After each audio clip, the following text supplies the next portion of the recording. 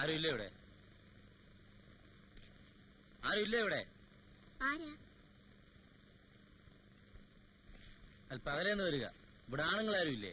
ഉണ്ട്, എന്റെ കെട്ടിയനുണ്ട്, ഉറങ്ങുക. എന്താ കെട്ടിയവന്റെ പേര്? കുട്ടപ്പൻ എന്നാ. കുട്ടപ്പൻ. അവൾക്ക് വിളിക്ക. ആ,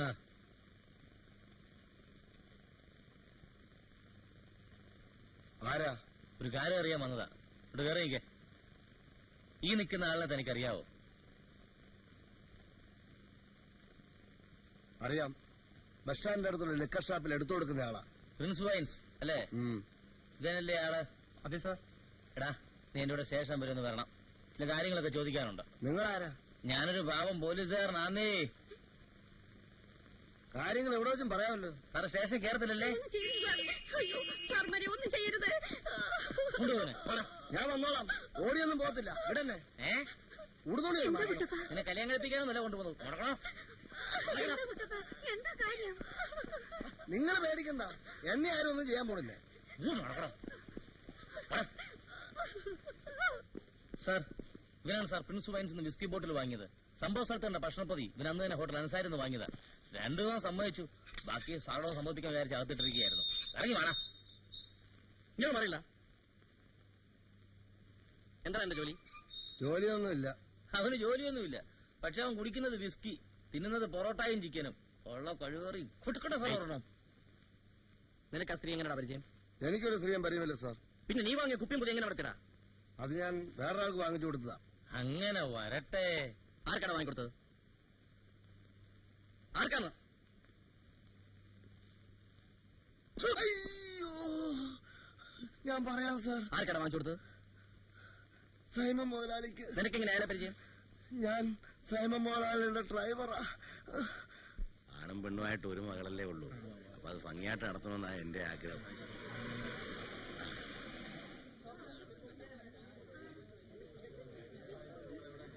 ഞങ്ങൾ താമസില്ലല്ലോ. ഏയ്, ഇറങ്ങി വന്നാട്ടെ. ഡോക്ടർ ഇന്നലെ വരുമെന്ന് ഫോണിൽ പറഞ്ഞിട്ട് ഇന്നലെ തിരിക്കാൻ തുടങ്ങിയപ്പോ ബ്രദർ വൈഫും കൂടെ പെട്ടെന്ന് കയറി വന്നു. ജോണി, ആ, അവൻ അമേരിക്കയിലോട്ട് പോകുന്നോ? മറ്റന്നാ പോവും. യാത്ര ചോദിക്കാൻ വന്നതാ. അപ്പൊ പിന്നെ ഞങ്ങൾ ഇങ്ങോട്ട് പുറപ്പെട്ടാ ശരിയാകൂ? അത് നേരാ.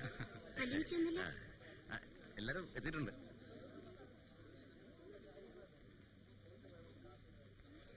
എല്ലാം പെട്ടെന്നായിരുന്നു. മോളുടെ ആരാ വന്നിരിക്കുന്നു നോക്കി. നിങ്ങൾ നേരത്തെ വരാന്ന് പറഞ്ഞിട്ട് എന്റെ അമ്മാമയെ വരാനിറങ്ങിയപ്പോ സാലിയും ജോണിയും കൂടെ വന്നു. ലിസി അവിടെ അകത്തുണ്ട്. 11:30 വരുന്നത്. ലിസിമോളെ, ഇത് ആരാ വന്നിരിക്കുന്നുണ്ടോ? Good morning anti. നിന്റെ ആഗ്രഹം പോലെ തന്നെ വന്നല്ലോ. എംപിക്കാരനെ തന്നെ കിട്ടിയല്ലോ. വേഗം റെഡിയാകും മോളെ, അവര് പിഴിഞ്ഞെത്തും.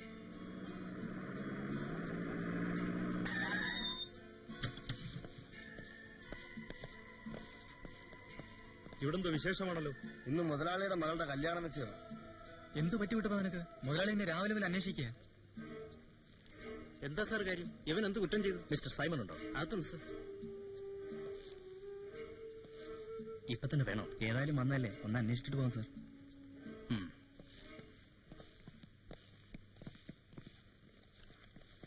എന്താ കൂട്ടപ്പാ? പക്ഷെ അബ്ബാസ്, ഇവൻ എന്ത് ചെയ്തു? എന്തിനാ ഇവനെ ഇങ്ങോട്ട് കൂട്ടിക്കൊണ്ടത്? ഒന്ന് ഫോൺ ചെയ്താൽ പോരായിരുന്നോ? ഇത് സർക്കിൾ ഇൻസ്പെക്ടർ മിസ്റ്റർ രവീന്ദ്രൻ. ഇതുവരെ കാണാൻ പറ്റിയിട്ടില്ല. വന്ന കാര്യം പറയൂ. എനിക്ക് പ്രൈവറ്റായി അല്പം സംസാരിക്കണം. ഇപ്പൊ സാധിക്കില്ല. എന്റെ മകളുടെ വിവാഹ നിശ്ചയം നടക്കുന്ന ദിവസം ഇന്ന്. ഞങ്ങൾ വെയിറ്റ് ചെയ്യാം. വേണ്ട, നിങ്ങൾ ഉടനടി സ്ഥലം വിടണം.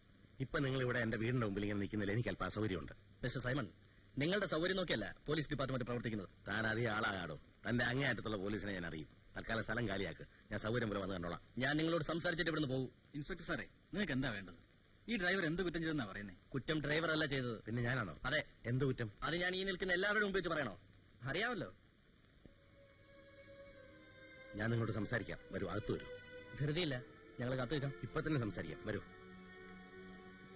പ്രഭാകരൻ പിള്ളേ. സാർ, ഇവനെ നോക്കിയോ? സാർ, ഇവിടെ വേണം. എന്താ സാറുണ്ടാ? ഞങ്ങളോടി അറിയട്ടെ. അറിഞ്ഞാൽ ഞെട്ടും. അങ്ങനത്തേക്ക് എന്നെ മനസ്സിലായില്ലേ? ലൂക്കോസ്, ഇതല്ല ലൂക്കോസ്. എന്താ അങ്ങനത്തെ കുഴപ്പം? കുമുദം കേസിൽ പ്രതിയാടോ സൈമൻ മുതലാളി? നേരോ? എന്റെ ദൈവമേ.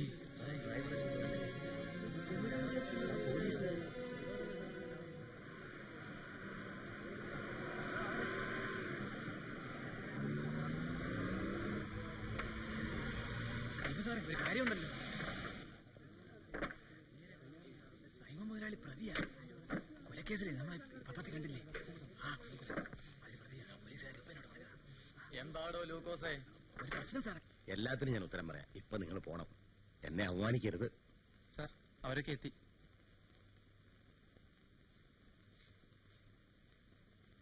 സൈമൺ മോരാട് വരുന്നുണ്ട് കേട്ടോ.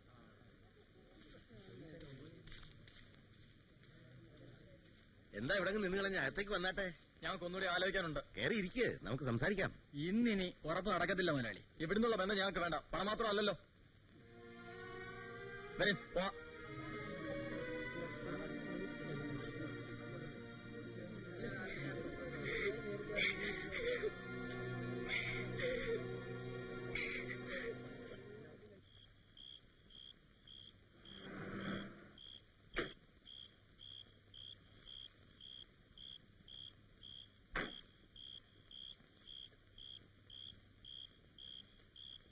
അവിടെ വെച്ചേരെ.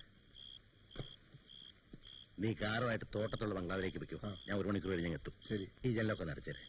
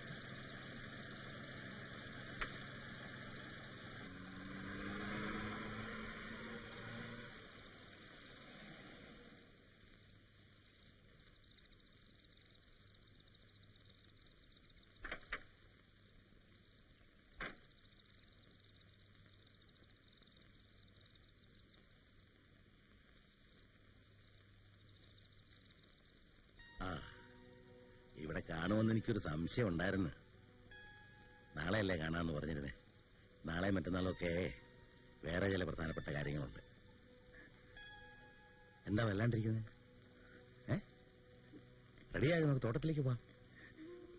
ഇന്ന് ഞാൻ വരുന്നില്ല. എന്താ വേറെ ആരെങ്കിലും വരുമോ? അതല്ല, എനിക്ക് പിന്നെ ഇവിടെ തന്നെ കൂടാ. ഗ്ലാസ് മുള്ള എടുത്ത് വെക്ക.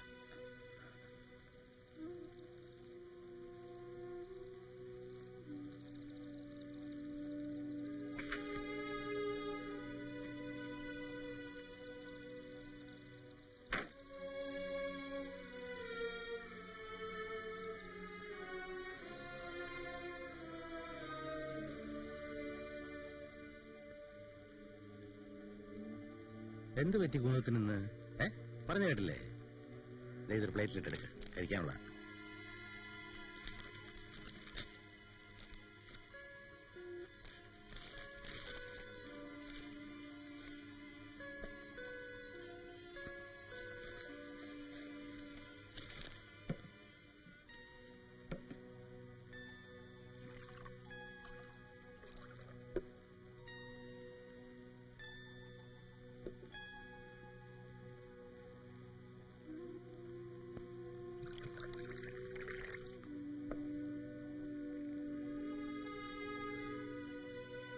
സ്വല്പം ഒഴിക്കട്ടെ.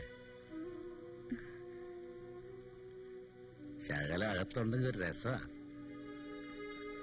മുതലാളിക്ക് ഒന്നും തോന്നരുത്. ഇന്ന് എനിക്ക് നല്ല സുഖമില്ല. നാളെ നമുക്ക് ഞാൻ പറഞ്ഞില്ലേ നാളെ എനിക്ക് വേറെ കുറച്ച് പണിയുണ്ടെന്ന്. കണ്ടിട്ട് അസുഖമൊന്നും തോന്നുന്നില്ലല്ലോ. കുറച്ചേരം ഇരുന്നിട്ട് ഞാനങ്ങ് പോയിക്കോളാം. വാ. ഇന്ന് വേണ്ട, ദയവ് ചെയ്ത് മുതലാളിക്ക് പോണം. അങ്ങനെ പറഞ്ഞ എങ്ങനാ? നീ വാ. ഇന്ന് നടക്കില്ലെന്ന് ഞാൻ പറഞ്ഞല്ലോ. നിനക്ക് എന്ത് പറ്റി? ഞാൻ തരുന്നൊന്നും പോരെ? കൂടുതൽ വേണമെങ്കിൽ ചോദിച്ചോ, തരാം.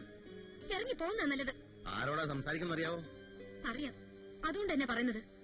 നാളെ ഞാനിത് നാട്ടുകാരുടെ ഇടയിൽ പാട്ടാക്കും. ഭീഷണിയാണോ? അങ്ങനെ എന്നെ കരുതിക്കോ. ആഹാ.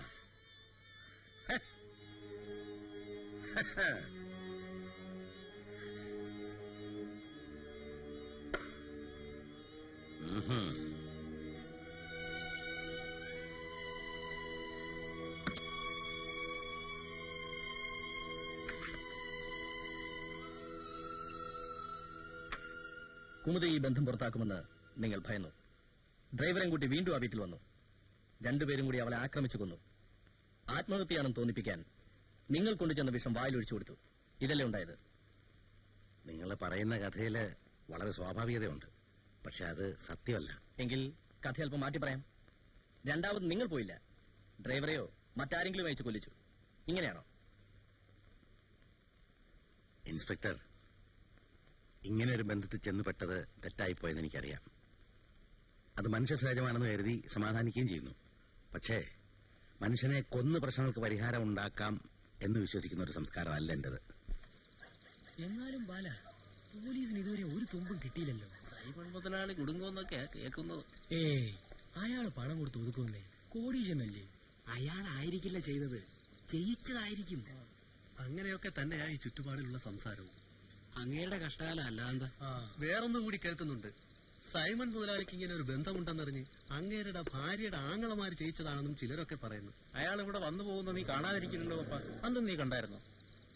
ആ ജീപ്പ് അന്നും അതിനു മുമ്പും ഇവിടെ പല പ്രാവശ്യം വന്നു പോകുന്നത് ഞാൻ കണ്ടിട്ടുണ്ട്. നീ എന്നിട്ട് ഈ വിവരങ്ങളൊക്കെ പോലീസുകാർ വെച്ചപ്പോ പറഞ്ഞായിരുന്നു? എന്റെ അലീക്ക, അവര് 2 പ്രാവശ്യം ഇവിടെ വന്ന് എന്റെ അടുത്ത് അതും ഇതൊക്കെ ചോദിച്ചു. എനിക്കൊന്നും അറിയില്ല എന്ന് പറഞ്ഞ് ഞാൻ ഒഴിഞ്ഞു മാറി. പോലീസുകാരോട് കയറി അതും ഇതൊക്കെ പറഞ്ഞ് പുലിവാലാണ്ടാന്ന് വെച്ചു. പപ്പൻ ആരെയാ സംശയം? എനിക്ക് 2 പിള്ളേരെ സംശയമുണ്ട്. പിള്ളേരോ? ആ, കോളേജിൽ പഠിക്കുന്ന കുട്ടികള്. നേരോ? ഈ സംഭവം നടന്ന ദിവസം ഏതാണ്ട് ആ സമയത്ത് തന്നെ ഇവന്മാർ അവിടെ വന്നു പോകുന്നത് ഞാൻ കണ്ടതാ. നീ പോലീസുകാരെ വെച്ചൊന്നും